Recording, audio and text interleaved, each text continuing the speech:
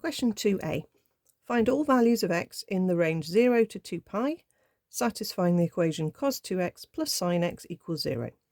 Give your answer in terms of pi. All right, so these are normally done in degrees, but this one is in radians, so make sure on your calculator you can see your R.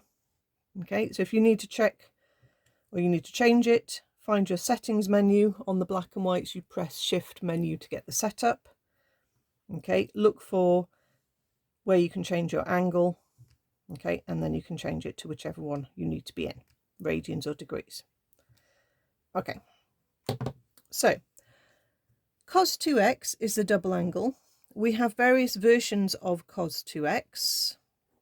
It could be cos squared x take away sine squared x, or it could be 2 cos squared x take away 1, or it could be 1 take away 2 sine squared x. It is definitely worth memorizing all of those three.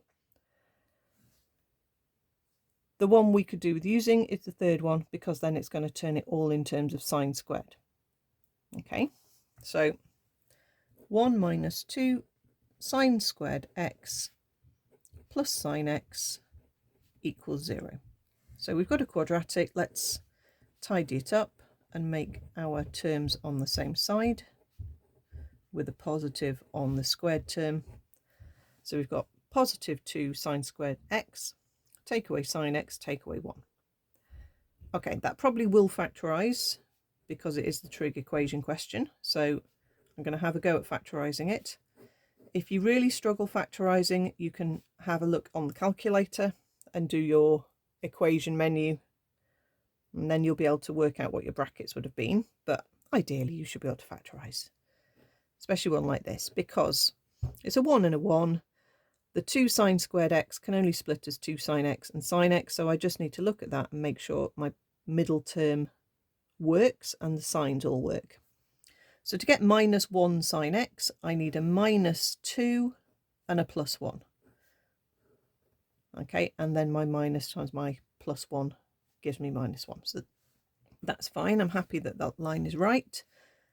So that gives me sine x is minus a half, or sine x is 1. Okay, so you can use your cast diagram, or you can use your graphs, or you can just remember what to do to work out the second solution. So where sine x is minus a half, it's negative in the third and the fourth quadrants, okay, because they're all positive in the first and sine is positive in the second. Okay, so when I press shift sign for a half, oh, that's not giving me a fraction of pi. That's weird. Wonder if I can fix that. I mean, I know what the answer is, but number format, maybe if this is happening to you as well.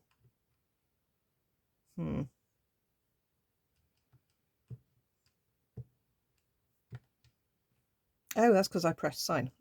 Okay, so probably nothing is wrong. Hang on, try again. Shift sign 0.5. I'm sure I pressed that. There we are. That's better. It's all fixed now. We're okay. So let's try again with a minus. We get it right. Third time lucky. Shift sign negative 0.5. Right, there we are. That's the answer I was expecting. Okay, so my calculator's given me minus pi by 6. So that's this angle here gone backwards from 0. Okay, we need to work out our two answers in range by doing pi plus pi by 6 and 2 pi minus pi by 6. The same as we would if we were in degrees. We'd do 180 minus minus, which turns into a plus, the angle, and 360 minus the angle. So that will give me 7 pi by 6 and 11 pi by 6. Okay, I'll cross that one out. Don't need that. Then when we look at this one, shift sign for 1, you all should know what this one is. Shift sign for 1 is 90, so that's pi by 2. Now there isn't actually another angle for that, because remember your sine graph rises to height 1 and it only hits height 1 once, which is when x is 90, or in radians pi by 2. So we have 3 angles for our solutions.